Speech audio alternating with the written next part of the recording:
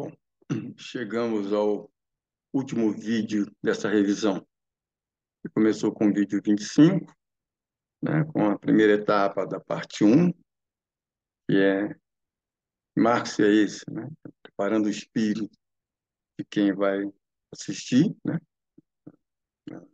outros vídeos sobre Marx, né. Foi para o vídeo 26, que é a complementação, conta de tamanho da aula, dividir em primeira etapa e segunda etapa. Aí vem o vídeo 27, que é o Marx destruidor, a primeira etapa do Marx destruidor, não distribuidor, destruidor da interpretação burguesa. E agora chegamos no vídeo 28, que é o que fecha, né? Que é o fechamento.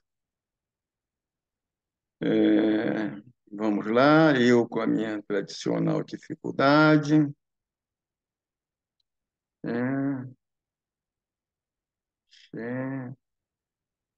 Isso aqui, atenção. E esse negócio aqui, chegando. Vamos lá. Não perder tempo, não, porque eu não sei mexer com isso mesmo, então não adianta. Vendo aqui.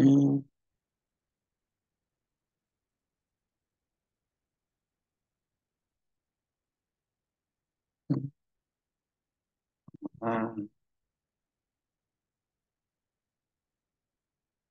índice de revisão da matéria, parte 2, Marx, destruidor da interpretação burguesa. Nessa segunda etapa, que nós vamos ver qual é a mensagem. O comunismo não é utopia, é uma necessidade prática viável. Não é a ascensão da razão, é simplesmente se livrar do sufoco da vida produzida mediante a troca. E vamos ver que a dialética, né, é um modo de exposição e não um modo de investigação. Dialética é uma retórica, né, não é um método de análise que o Marx usou. E isso aqui é mais ainda surpreendente para o marxismo convencional. Vamos lá. O que o Marx falou? O que a gente mostrou no vídeo anterior, no vídeo 27? Qual é a origem do drama, a origem do martírio da vida? E a troca, o mercado. Aí a pergunta, então, se é isso, a pergunta imediata, né? Que é possível, é viável nos livrarmos da troca? É possível um mundo sem troca? A resposta do Marx é sim, né? Ou seja, o que ele está falando? O comunismo é viável? Sim, o comunismo é viável, né? E o que ele mostra isso? O Capital. O Capital é a obra dele que mostra a viabilidade do comunismo. Então, vamos lá. Luta de classe. No Crítica à Filosofia do Direito, do Hegel, né, o Marx falou: a dissolução da sociedade como classe particular é o proletariado. Isso já está posto desde a Crítica à Filosofia do Direito do Hegel. Né? Essa história que luta de classe amadureceu mais tarde, não é verdade. Isso é um equívoco. Né? Bom, no Miséria da Filosofia, o que o Marx falou? Olha, a luta de classe leva à substituição do trabalho direto, trabalho concreto, pelas máquinas. Qual é a fonte que o Marx se refere? Na realidade, ele reproduz o que está no livro A Filosofia das Máquinas, do André Uri. Né? E no Grundrisse, ele vai à frente e desenvolve as consequências da substituição do trabalho direto, concreto, pelas máquinas, fruto da luta de classe. Ou seja, o movimento é dado pela luta de classe.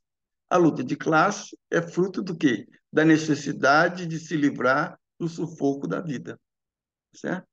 E aí se livrar da opressão de uma esfera social sobre a outra. Tá claro? Então, necessidade de se livrar da opressão coloca a luta de classe, que tem consequências, né? Da substituição do trabalho direto pelas máquinas, que tem consequências que nós vamos ver aqui. Então, disse o Marx no Grundrisse, na medida em que a grande indústria se desenvolve, a criação de riqueza se torna mais dependente de um potencial produtivo que não guarda qualquer proporção com o tempo de trabalho direto gasto na sua produção. Na medida que a grande indústria se desenvolve, a criação de riqueza se torna mais dependente de um potencial produtivo que depende mais do estado geral da ciência e do progresso tecnológico, da aplicação da ciência à produção. Na medida que a grande indústria desenvolve, a riqueza evidencia uma enorme desproporção quantitativa entre o tempo de trabalho empregado na produção de um produto e o produto obtido com esse tempo de trabalho. Na medida em que a grande indústria desenvolve, a riqueza evidencia um desequilíbrio qualitativo entre o trabalho reduzido a uma pura abstração de supervisão e a potencialidade do processo que ele supervisiona. Ou seja, isso gera uma enorme contradição. Por quê? Com o desenvolvimento da grande indústria, você dá vida a todo o poder da ciência e da natureza, de modo a fazer a criação da riqueza relativamente independente do tempo de trabalho, mas quer usar esse tempo de trabalho como unidade de medida dessa gigantesca riqueza criada. Isso é um problema. O Guru disse, ele diz, isso não vai dar certo. Isso é um problema. Né? Tanto que ele falou, o capitalismo caminha para a sua dissolução como modo de produção da vida predominante. Por quê? Porque você atiça uma coisa e, ao mesmo tempo, atiça o seu contrário. E uma hora isso vai dar um crepe. Se um lado ganha, você pode chamar de socialismo. Se o outro lado ganha, você chama de barbárie. Ou seja, a coisa está indefinida. Não tem, como a gente já viu, não tem teleologia, não tem finalismo. O socialismo não é o destino da vida humana.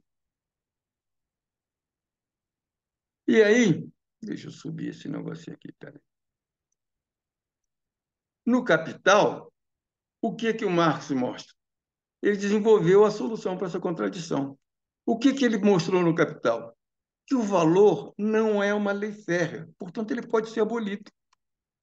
Ora, se isso é verdade, você pode abolir a sociedade burguesa. Você pode abolir o mercado e, consequentemente, a propriedade privada alienada e o Estado que as garante. Ou seja, o comunismo é uma viabilidade. Então, como é que ele faz? Qual é a destruição da teoria do valor que ele faz? Né? Ele vai desnaturalizar a teoria do valor. Por quê? O que a gente viu no vídeo anterior? Toda a discussão da burguesia, deixa eu pôr a cara aqui, toda a discussão da burguesia era no sentido de naturalizar, né, as instituições burguesas. Portanto, se elas são as únicas de acordo com a natureza humana, né, elas são eternas. Qualquer tentativa de destruir a sociedade burguesa é opressão, é um horror, é um terror. É irracional, não faz o menor sentido. Ou seja, a interpretação burguesa dá um discurso eternizador que legitima a eternização da sociedade burguesa. Olha, no vídeo passado nós vimos que o Marx diz que o homem não tem em si a sua essência, não existe uma natureza humana. Portanto, esse discurso cai por terra. Mas aí fica a questão, mas eu consigo fazer uma produção sem olhar para custos, sem lucro, sem essas coisas todas? E o que ele vem no Capital? Ele vem no Capital mostrar que é possível, sim, abolir a troca.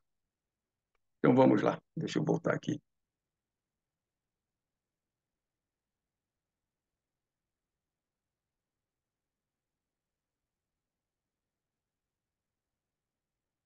Isso, basicamente, o vídeo 6. O que a economia política fala? Valor, preço, dinheiro são leis naturais, objetivas, eternas. O que o Marx faz no Capital? Ele vai lá e diz, não, isso não é verdade.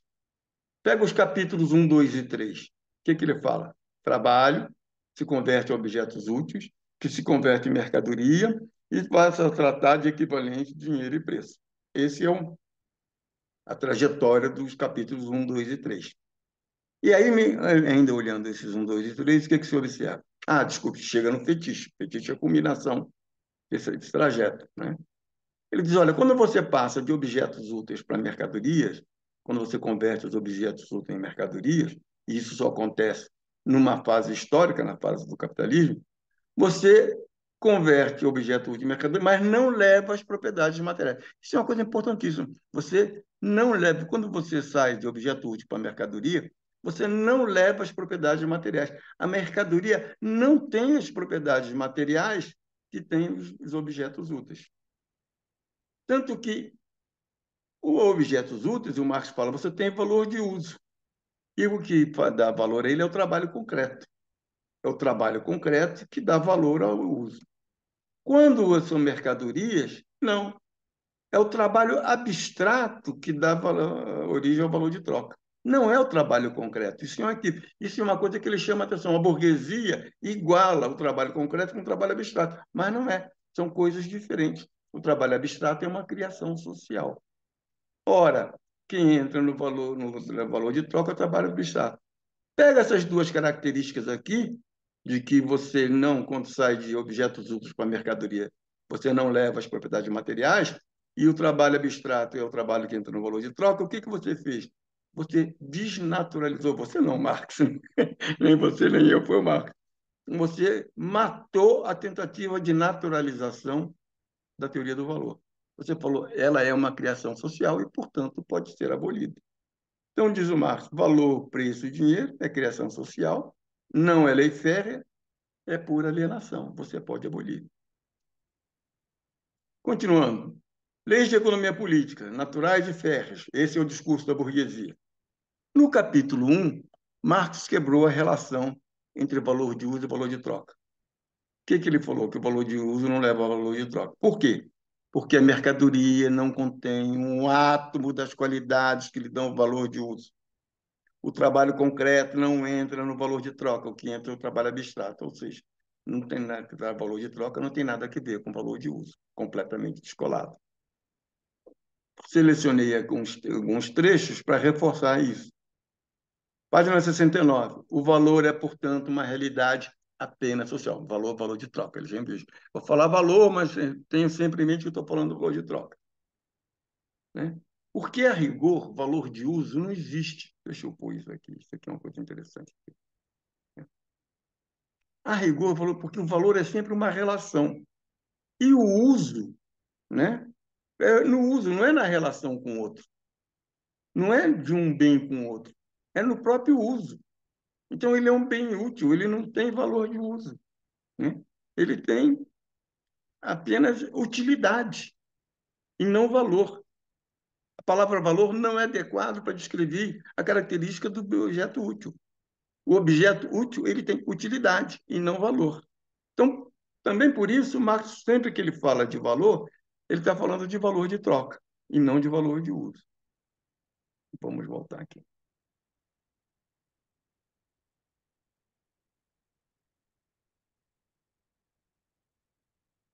Na página 72, na troca se cria o valor, igualando o trabalho concreto de uma coisa útil com o trabalho concreto de outra coisa útil. Como é que você cria o valor de troca? Igualando o trabalho concreto de uma coisa útil com o trabalho concreto de outra coisa útil. Ou seja, trabalho de uma coisa útil não é o mesmo trabalho de outra coisa útil. Então, quando você cria o valor de troca, você o quê? Você perdeu as características do trabalho concreto de uma coisa útil e perdeu as características do trabalho concreto de outra coisa útil. Ou seja, o valor é uma criação, é uma abstração, é uma criação. Ora, se é isso, se a gente lê com atenção, se é uma abstração, ela não é eterna. Você pode trocar por outra abstração. E continua ele. Quando o casaco, como figura de valor, é equiparado ao linho, iguala-se o trabalho inserido naquele com o contido nesse. Quer dizer, se iguala os trabalhos inseridos. Sem dúvida, o trabalho concreto do alfaiate que faz o casaco difere do executado pelo tecelão que faz o linho. Mas equiparado ao do tecelão, reduz o trabalho concreto específico particular do alfaiate àquilo que é realmente igual em ambos os trabalhos, sua condição comum de trabalho humano. Ora, então, no capítulo 1, ele quebrou a relação entre valor de uso e valor de troca. No capítulo 3, o que é que ele faz? Ele quebra a relação entre valor de troca e preço. O que é que ele diz? Você tem diferenças quantitativas e diferenças qualitativas. Ou seja, capítulo 1 junto com o capítulo 3, o que é que eles fazem? Teoria do valor é uma alienação, as leis da economia política não são naturais, não são férreas. Teoria do valor não é uma coisa natural, não é uma lei férrea, ela pode ser abolida. Continuamos aqui. Ora, se a teoria do valor está em suspenso, né, sem qualquer relação com a natureza, mera criação social, absolutamente dispensável para a produção da vida, o que ele permite a ele falar? Olha, no Capital ele repete o que ele disse no Miséria da Filosofia. Os economistas são iguais aos teólogos. Vivem, adoram uma abstração e não uma coisa concreta, uma coisa real. Né? Toda essa coisa em termos da teoria do valor é pura teologia. Né? É teologia mascarada em ciência. Marx colocou a teoria do valor em suspenso. Valor de troca é um vazio de substância, mera convenção social. Então a pergunta é: colocar em suspenso é corrigir, é completar a teoria do valor, como diz o marxismo convencional?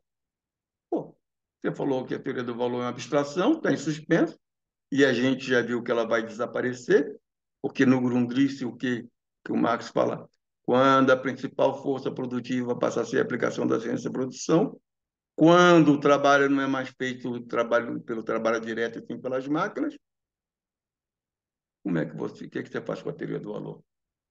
Máquina gerando valor? Não faz sentido. Mas o pessoal diz que o Marx corrigiu e completou a teoria do valor. Ou seja, dizer que o Marx corrigiu e completou a teoria do valor é transformar a arma para destruir em um bisturi para curar. Quais são as leis da economia política? Não são leis férreas, naturais, eternas. São criações sociais de alienação. O que é o comunismo? Não é um ideal, um sonho, um delírio, uma filosofia. É uma necessidade prática, factível. É possível abolir a troca, é possível abolir a teoria do valor, né? E você continua produzindo objetos úteis. Você não precisa ter uma teoria do valor para organizar a produção para atender às necessidades da sociedade. E aí o Marx continua desvelando a farsa do discurso burguês. O que ele fala? A economia política é uma farsa. Qual é o segredo do capital? É a escravidão, a coisificação, a mercantilização do ser humano. E isso está no vídeo 7. Bom, para ler o capítulo 4, como o dinheiro se transforma em capital, é um equívoco limitá-lo ao ponto de distribuição de renda, ao ponto da teoria da exploração, que é o que a leitura convencional faz. O capítulo 4 ele tem que ser lido juntamente com o capítulo 5, que é o processo de trabalho e o processo de produzir mais-valia. Que é aquela história de que, olha, quando você abre mão de ver a relação entre o trabalho e o trabalhador, você permite à burguesia criar um discurso mentiroso sobre as maravilhas da produção mediante a troca. Né? Ora, quando você lê o capítulo 4 junto com o capítulo 5, o que você percebe? Uma denúncia da opressão de uma esfera social burguesia sobre outros trabalhadores. É nessa perspectiva que você tem que ler o capítulo 4 e o capítulo 5, e não como uma questão de distribuição de renda. Então vamos lá. Qual o segredo do capital? Parte 1. É o despojamento dos meios de produção, a escravização do trabalhador mascarada em liberdade. O que ele diz? Nossa, o que ele está falando assim? Você precisa ter um trabalhador livre, despojado de qualquer meio para produzir a vida, para que ele possa se sujeitar ao patrão. Então, o que acontece? O Marx aqui retoma o tema da liberdade, que no questão judaica, liberdade era um nome diferente para egoísmo, no Capital é um nome diferente para sujeição ao outro, para escravidão. Né? Ou seja, a liberdade continua sendo uma mentira, uma fraude. Por quê? Porque liberdade esconde o despojamento dos meios de produção da própria sobrevivência do trabalhador. Então, vamos lá. O possuidor do dinheiro, para transformar dinheiro em capital, tem que encontrar no mercado de mercadorias o trabalhador livre. Livre no sentido de que, como pessoa livre, possa dispor livremente da sua força de trabalho como mercadoria. Livre no sentido de estar livre, inteiramente despojado de todas as coisas necessárias à materialização da sua força de trabalho. não tendo, além desta, outra mercadoria para vender. Ou seja, o que ele está associando? Trabalhador livre, o que é? Ele esconde a escravidão. Parte 2. Então, você tem um trabalhador livre, pronto para ser escravo, escravizado diretamente, escravizado pela condição de não conseguir produzir sua sobrevivência, a não ser se entregando para outro. E aí tem uma segunda parte. O trabalhador vira coisa. Que coisa? Mercadoria. E mercadoria é força de trabalho. Isso eu acho uma fantasia, que esse negócio de mercadoria força de trabalho é uma maluquice. Olha, o que é o trabalho? Um processo em que participam o homem e a natureza. O homem se defronta com a natureza como uma de suas forças. O homem põe em movimento as forças naturais do seu corpo, braços e pernas, cabeça e mãos, a fim de apropriar-se dos recursos da natureza, imprimindo-lhes de forma útil à vida humana. O homem, com sua própria ação, impulsiona, regula e controla o intercâmbio material com a natureza, atuando assim sobre a natureza externa, modificando e, ao mesmo tempo, modificando sua própria natureza. A gente já viu como é o que e como produz. O homem, com sua própria ação, impulsiona, regula e controla o intercâmbio material com a natureza. O homem atua sobre a natureza externa, modificando e, ao mesmo tempo, modificando sua própria natureza. O homem desenvolve as potencialidades adormecidas na natureza e submete ao seu domínio o jogo das forças naturais, não se tratando, portanto, de formas naturais e instintivas de trabalho. Não é completamente diferente do leão que caça, tá certo? Para sobreviver. E o que é força de trabalho, capaz? Já vimos o que é trabalho. Quer dizer, como é que você vai separar trabalho do homem? Não dá. E olha, mas você cria o tal de força de trabalho. O que é força de trabalho? É o conjunto de faculdades físicas e mentais existentes no corpo e na personalidade viva de um ser humano, as quais ele põe em ação toda vez que produz valores de uso de qualquer espécie. Ou seja, a segunda parte é que ele pega esse conjunto de faculdades físicas e mentais e transforma em mercadoria, que é uma maluquice. Por quê? Porque ela só vem junto com o homem. Então, dizer que você não escraviza o homem, que você não comercializa o ser humano, mas sim sua força de trabalho, é uma fantasia, é uma fraude, é uma farsa. O que ele faz com o ser humano, na realidade? Ele coisifica. Ele faz todo o discurso de liberdade, mas para que ela serve? Para esconder a coisificação. E caímos na terceira parte do segredo do capital. Qual é o segredo? A parte 3. O capitalista não paga ao trabalhador pelo seu trabalho. O capitalista paga ao trabalhador pelo custo que ele, trabalhador, tem para se reproduzir como trabalhador. Isso aqui é muito interessante. Eu passei a vida, né? Não, salário paga o trabalho, salário paga o trabalho. Não é verdade que salário paga o trabalho. Isso é uma obviedade. Quer dizer, o Marx é o cara, é o rei das coisas de pôr o ovo de Colombo em pé. Né? Depois que você vê, você fala, puta, é mesmo. Por quê? Eu trabalho 8 horas, mas se eu trabalhar menos horas, eu sobrevivo. E as outras partes, o resto, eu entrego para o capitalista. Né? O que o pessoal diz? Que ele, então, pagou pelo meu trabalho. Não, ele pagou para que eu continue vivendo como trabalhador e trabalhando as outras horas adicionais gratuitamente para ele. Esse é o segredo. É uma mentira que o salário paga o trabalho. Vamos continuar.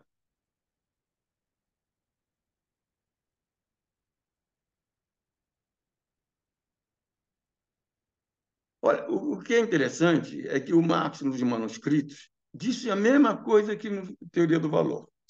Né? Adam Smith foi o primeiro a dizer que o mais-valor é fruto do trabalho em geral, do trabalho em qualquer produção, é trabalho não pago. É interessante isso, porque a teoria da exploração, o que o Marx diz não é mais valer? Isso aqui está no Smith. O Smith já decifrou.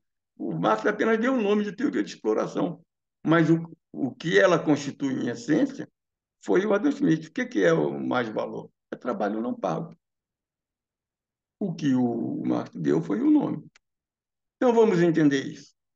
Você tem dinheiro, o capitalista tem dinheiro, compra e consome mercadoria, força de trabalho, mercadoria, força de trabalho, né? Aquela ficção, aquela mentira, matérias-primas, equipamentos, etc., e produz mercadorias. E vende as mercadorias por mais dinheiro. Ora, o que é isso? Primeira fase, valor, valor igual. E quando você vende, você tem mais valor. Qual é o segredo? O capitalista contrata o trabalhador para ele trabalhar para o capitalista por um determinado período de tempo. Uma parte desse tempo volta para o trabalhador na forma de salário que o permitirá adquirir bens e serviços indispensáveis para a sua sobrevivência como trabalhador. A outra parte desse tempo não volta para o trabalhador, fica integralmente com o patrão. Portanto, mais valor é trabalho não pago.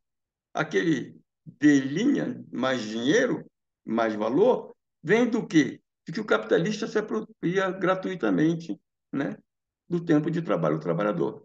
Você converte força de trabalho em mercadoria, como economista clássico, o preço é igual ao custo. Qual é o preço da mercadoria força de trabalho? É o custo de se reproduzir como mercadoria força de trabalho. O resto você entrega para o proprietário dos meios de produção. Então, qual é o segredo do capital? O capitalista não paga ao trabalhador pelo seu trabalho. O capitalista paga ao trabalhador pelo custo que ele, trabalhador, tem para se reproduzir como trabalhador, para o trabalhador continuar dando trabalho gratuito ao patrão. Ou seja, o que isso é um grito? É um grito de indignação. Ele está indignado com essa situação. Né? Ele não está explicando a distribuição de renda. E não é melhorar. É uma bobagem da teoria de exploração você evoluir para a distribuição de renda. Porque continua havendo trabalho não pago. Continua entregando gratuitamente. O que o Marx quer é abolir a exploração, não é reduzir a exploração. Vamos melhorar a situação do trabalhador. Não, o Marx não quer melhorar. O Marx quer uma situação onde eles possam se emancipar. E na burguesia, na sociedade de mercado, isso nunca vai acontecer. É muito essa transformação da teoria da exploração de um grito pela indignação em uma teoria de distribuição de renda é um artifício burguês, é uma influência corruptora de formas de pensamento burguês. Então, vamos lá. Qual é o drama da vida? E aí vem o capítulo 5. Mais valor é trabalho não pago. Já ele puxou lá do Smith. É exploração, ele falou no Capital, no mais-valia. Processo de trabalho é produção de coisas úteis. O que você tem na produção de coisas úteis? Você tem a disciplina do trabalho, porque você não pode produzir as coisas sem a regra de produção. Isso é uma coisa que está imposta, você não cria coisas. Né? Agora, o processo de trabalho capitalista não é produção de coisas úteis, é produção de mais valor. Né? Portanto, além da disciplina do trabalho, você tem a disciplina do patrão, você tem que obedecer ao patrão. Portanto, o que você tem? O trabalho externo, o trabalho estranhado, o trabalho alienado, que é o que ele mostrou lá nos anos 40, como sufoco da vida, como martírio da vida. Ou seja, ele retoma a mesma coisa que ele falou nos anos 40. Ou seja, o processo de trabalho capitalista, que é a produção de mais valor, né, é o drama da vida. Ele retoma aquilo que ele havia dito nos anos 40. Exploração a mais valor, o que é? É denúncia da opressão de uma esfera social sobre a outra. Para qual é a finalidade? Despertar a indignação, induzir a destruição da sociedade burguesa e não consertar, né? Melhorar a distribuição de renda. Final. Bom, feito isso, vamos ver. E a dialética? Então você tem o vídeo 9 e o vídeo 10. Primeira observação sobre por que a dialética, no fundo, o que eu vou explicar é por que a dialética foi jogada de fora o tempo todo. A gente já mostrou isso, né? Mas eu quero retomar. Primeira observação, 1840 e 1860 são os mesmos resultados que Marx chegou. Os exceitos manuscritos de ideologia alemã e o Capital. Qual é a relação entre eles? Parte de um fato presente, que é a produção da vida, e nos exceitos manuscritos de ideologia alemã, ele fala a produção da vida é a mortificação da vida. No Capital, ele chama de drama da vida. Mesma coisa. E ele chega à origem, ao nascimento. Como é que é isso gerado? Nos anos 40, ele falou, isso aí é um problema da imposição externa, divisão social do trabalho, a troca. Né? Nos anos 60, ele chama de quê? A mercantilização da vida.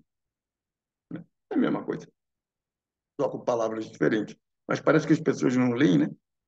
E aí, na questão da imposição externa, divisão social do trabalho, da troca, o que ele fala? Isso gera o trabalho externo, É o trabalho externo que gera a propriedade privada e o assalariamento, né? É a produção do homem, não somente tem como... Não, a produção produz o homem não somente como uma mercadoria, a mercadoria humana produz como um ser desumanizado, tanto espiritual como corporalmente. Olha aqui ele já falando da questão da mercadoria humana, da força de trabalho mercantilizada. Está aqui. E, no Capital, ele fala, a força de trabalho vira mercadoria. Né? Ora, o que tem de novo mesmo aqui no Capital? É a questão das criações sociais, valor, dinheiro e preço, divisão salário-lucro podem ser abolidas. O que ele acrescenta no Capital aqui é que essas coisas, né, todo o resto é igual com palavras diferentes, mais elaborado aqui, mais elaborado aí, mas o que tem de novidade, novidade mesmo, é que valor, dinheiro, preço, divisão salário-lucro pode ser abolido. Portanto, o que acontece? O comunismo é viável, é possível. E aí também a gente já viu nos outros vídeos que a alienação, a codificação feitiço está presente em todo o tempo. Segunda observação, dialética materialista. O que é isso? É uma má compreensão da obra do Hegel. Vamos voltar para o Colette no Marxismo e Hegel. O que ele chama? Falou, Hegel para salvar Deus dos ataques materialistas. Pensar existe antes do ser. Claro, salvar Deus dos ataques. O Marx, no Sagrado da Família, falou, se é assim, o que a gente vê, o real, entre aspas, não passa de aparência da ideia, de encarnação da ideia. E aí o Colette, no Marxismo e Dialética, chama a atenção, falou, olha, se é assim, a dialética da matéria, a dialética das coisas, que deveria ser o específico do marxismo, já está toda contida na obra do Hegel. Não em contradição com o idealismo do Hegel, mas como instrumento e meio desse idealismo. Claro, se o que existe é a aparência e a encarnação da ideia, né? Não é, a coisa não existe, é só aparência, manifestação, a dialética da matéria, que não existe, já está contida. A dialética das coisas já está contida no Hegel. Por quê? Porque as coisas são apenas uma apresentação da, da ideia. E continua o Colette. O drama do marxismo, incorrido até mesmo pelo Engels, no seu Dialética da Natureza, é tomar ao pé da letra a dialética da matéria de Hegel como sendo uma forma superior ao materialismo. É uma coisa interessante. É perda de tempo, em alguns casos é pior que isso, falar-se em dialética das coisas. Bom, vamos para a terceira observação. Dialética materialista padece do mesmo dualismo de Hegel. O que a gente já viu aqui? Qual é o dualismo fundamental da lógica do Hegel? Disse o Marx no Crítica à Filosofia do Direito de Hegel.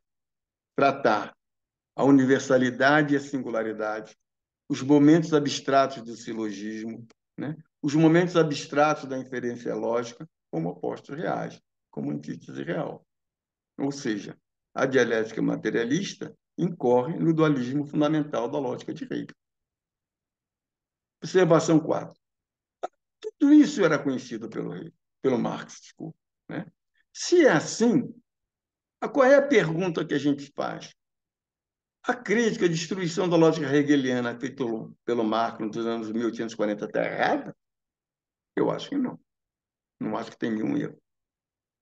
Então, o Marx tinha dissonância cognitiva, ele sabia, mas não percebia, né? Ele era meio bobinho, assim, né? Não entendia direito o que estava escrevendo? Eu acho que não. O Marx teve uma revelação divina e se converteu ao hegelianismo, é isso? Foi uma revelação divina? Ele se converteu, houve uma conversão? Eu acho que não. Qual é a conclusão? Ora, dialética, então, é modo de exposição ou modo de investigação. Só pode ser. Ora, o que ele chama atenção? Em A Dialética, em 1840, Marx enfatizava a dimensão conservadora e mística. Em 1860, o que o Marx enfatiza é a dimensão da inevitável mudança. Ou seja, ele passa a usar a dialética como um argumento teórico, é um oportunismo político, pragmatismo, como dizem alguns. A dialética materialista, portanto, é modo de exposição e não modo de investigação. A dialética materialista é um artifício para dialogar com os hegelianos, né? E é esse que é meu ponto. O que eu chamo a atenção disso? Olha no prefácio da segunda edição do Capital. Olha como é que ele fala que está investigando. Não tem uma construção a priori. Ora, se ele não tem uma construção a priori, ele não usa dialética, porque a dialética é uma construção a priori.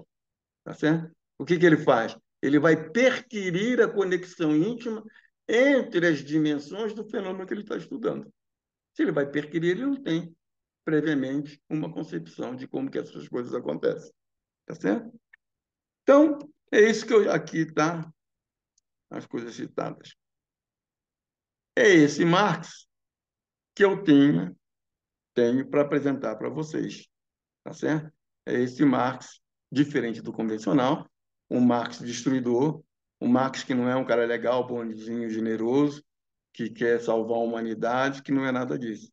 É um Marx que tem o objetivo de destruir as instituições burguesas para acabar com o sufoco da vida que é imposto pela produção da vida pela troca. Tá certo?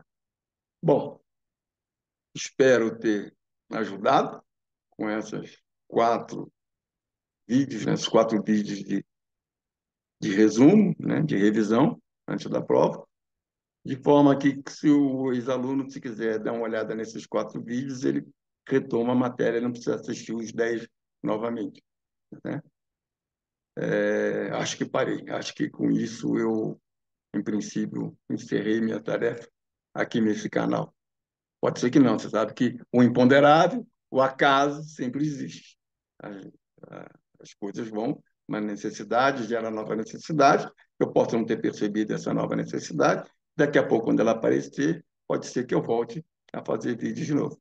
Mas, em princípio, eu acho que minha tarefa como professor está completa com esses 28 vídeos. Para quem imaginava fazer 7, fiz 4 vezes mais. Realmente, né, foi um tremendo erro da minha parte. Mas, até mais. Espero ter feito bom trabalho, vai lá, Lucas. Não haverá socialismo sem um bom trabalho. Tá certo? Espero ter feito esse bom trabalho. Espero ter contribuído para lutar contra a influência corruptora de formas do pensamento burguês sobre o pensamento do proletariado. Espero ter ajudado as pessoas a perceberem que na sociedade burguesa não existe perspectiva para o ser humano. Espero ter ajudado a entender que esse negócio de liberalismo, de liberdade, não sei o quê, é uma fraude para esconder aquilo que é o fundamento da vida burguesa, que é o egoísmo, é a guerra entre os homens. Que todo esse discurso burguês é para gerar uma situação em que nós nos estejamos presos e subordinados, submetidos a uma esfera social que domina a sociedade. Espero que tenha ajudado algumas pessoas a compreender, né, a necessidade prática de abolição do mercado e, consequentemente, da troca e da propriedade privada alienada garantida pelo Estado. Espero ter ajudado a entender que Marx não é um cara legal, que Marx ele é um cara sensacional, porque ele quer nos livrar do sufoco da vida.